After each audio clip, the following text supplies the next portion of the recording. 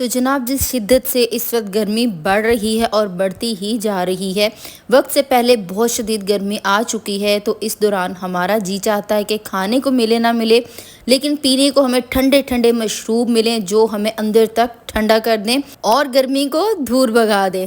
तो जी अस्सलाम वालेकुम, और मैं आपका वेलकम करती हूँ अपने किचन अपने चैनल में। आज हम बनाएंगे बहुत मज़ेदार सा गर्मियों में ठंडा ठंडा कर देने वाला आम का शरबत। इसके लिए सबसे पहले हमने ले लिए हैं यहाँ पे 1 केजी मैंगोज़, और इसके साथ 200 ग्राम मैंने ले ली हैं केरियाँ यानी कि कच्चे आम। अच्छी तरह से आपने वॉश कर लेना है इन्हें, और सेकेंडली इनको आपने फ्रेश लेना है। अच्छे मीठे मीठे आम होंगे तो आपका ये जूस ज़बरदस्त बनेगा।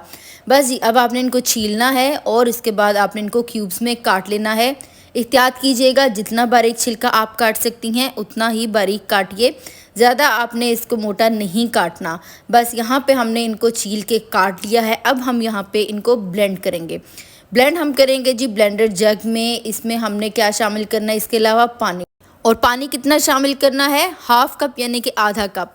मैं कौन सा कप यूज़ करती हूँ, जो मेयरिंग कप्स होते हैं प्रॉपर, मैं वो यूज़ करती हूँ। यहाँ पे आपको ये वाला कप दिख रहा है, लेकिन एक्चुअल मैंने जो मेजरमेंट की थी वो मेयरिंग कप्स जो है उनसे की थी।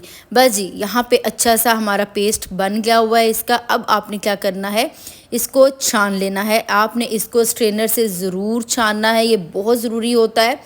ये क्यों ज़रूरी होता है कि इसमें एक जाला सा होता है, रेशे होते हैं आम में, एक नेचुरली से होते हैं।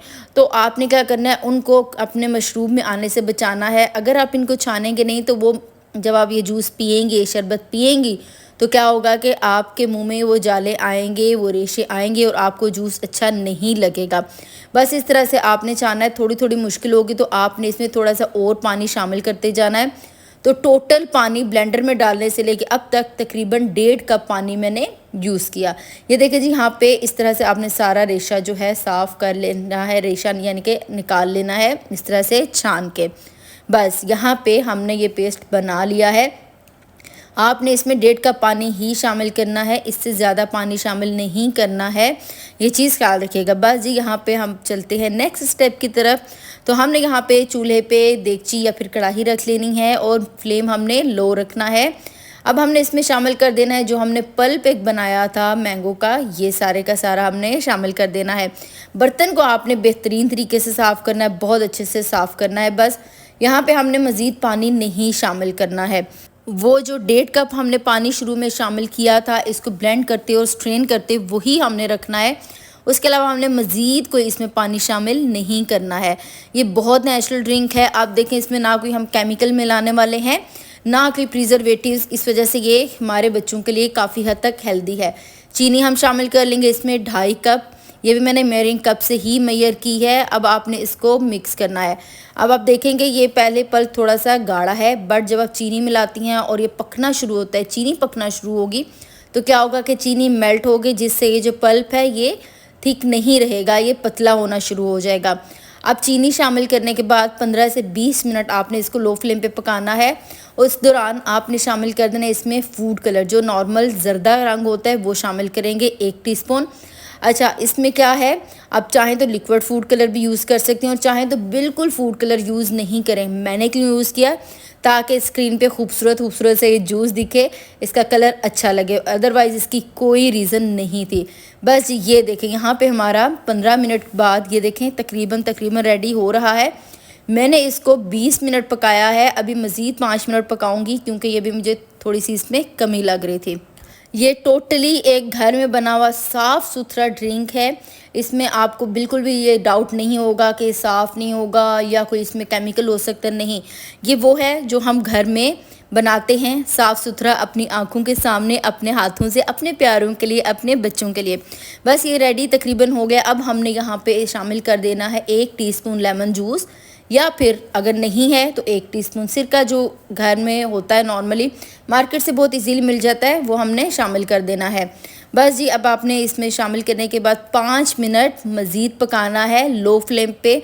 मीडियम या फिर हाई फ्लेम नहीं कीजिएगा। और ये देखिए, बहुत खूबसूरत कलर के साथ बहुत ज़बरदस्त सी हमारी मैंगो फ्रूटी रेडी हो चुकी है। अक्सर घर में मेहमान आ जाते हैं या आपके बच्चे ज़िद करते हैं हमें जूस ला दें, हम स्लाइस का जूस ला देते हैं, हम कोई भी डब्बे का जूस ला देते हैं, तो यकीन मानिए उनमें ये फ्रूट नहीं होता बल्कि उनमें एसेंस यूज़ होता है। लिहाजा अपने बच्चों को हेल्दी चीज़ दें, खुद बना के दें, क्योंकि हम जो इस तरह से बनाएंगे उसमें क्या होगा, फ्रूट शामिल होगा। लेकिन मार्केट में अगर आप डब्बे पे कभी इंग्रेडिएंट्स पढ़ें तो कभी भी उनमें फ्रूट का जो कंटेंट होता है, फ्रूट की जो रेशो होती है वो ज़्यादा नहीं होती।